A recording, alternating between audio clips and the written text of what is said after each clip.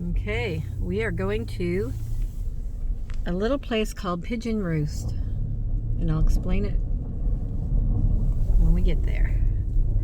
This place is in southern Indiana, near the Clark County Forest on Highway 31. And this little area is where my family came in from. In fact, many of the people of this massacre at Pigeon Roost attended the church that my family built on family land around 1823, the old Ox Fork Primitive Church.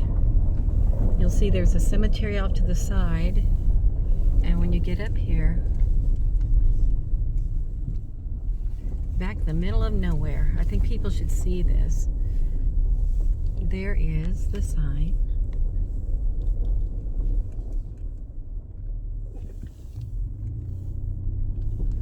And there is the monument. And they have, let's see if I can get it in there. I'm going to put this on pause, and then I'm going to show you what this is. I'll be right back.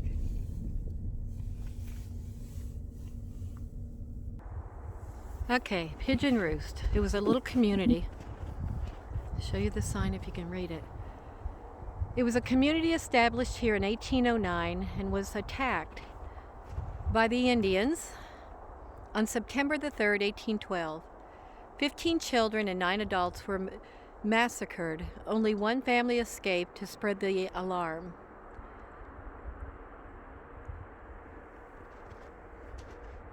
If you walk over here, they've put up a monument with the names of the people who died that night.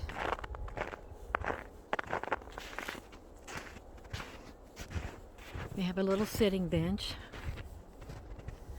And I'm going to hold this up so you can read this.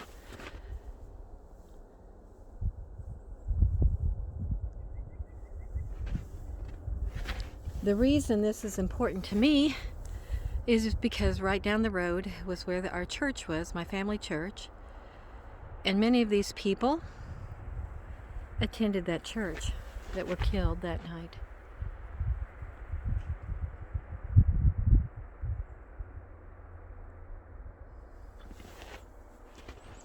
There's a story that a woman and her 2 children, when the attack happened, she had a baby, a newborn baby, and a small child, and she escaped out of the door. The Indians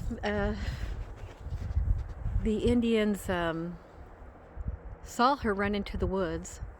She hid in the woods and then took off running to the nearest neighbor, which would have probably been my family members, although I've never heard, because the church is about a mile away and there wasn't anything around at this time. They have a little picture, I don't know if you can see it or not, of the attack that night. It's kind of... Anyway, the woman was in the woods, she said. She told the people when they rescued her, when she ran to a home, that when they ran into these woods, she ran into the woods, the baby started to whimper.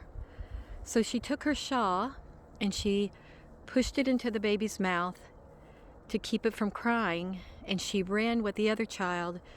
When they finally reached the other home, the baby had died. It suffocated. The people, when they found them here, they came back to this massacre. They dug a large hole and did a mass grave. So where this little fence is,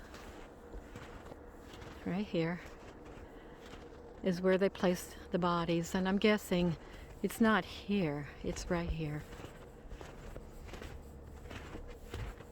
This is where they placed all the bodies of the people who died.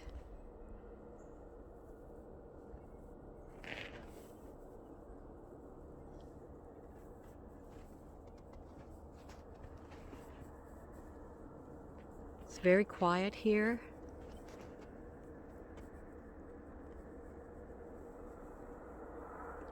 Anyway, I'm going to sign off for right now, but I wanted everyone to see this. My mother's family came into, they were from Virginia, came into Kentucky, and they were all ministers. There was a family of like 4 or 5 brothers that were ministers, and they started up different charters in Indiana, Baptist ministers.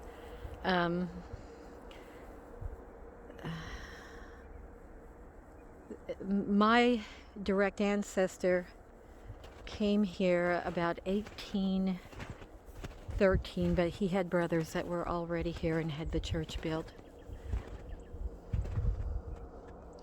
So I'm going to sign off for right now. There's my granddaughter. Sign off for right now. And, you know, people need to remember your past.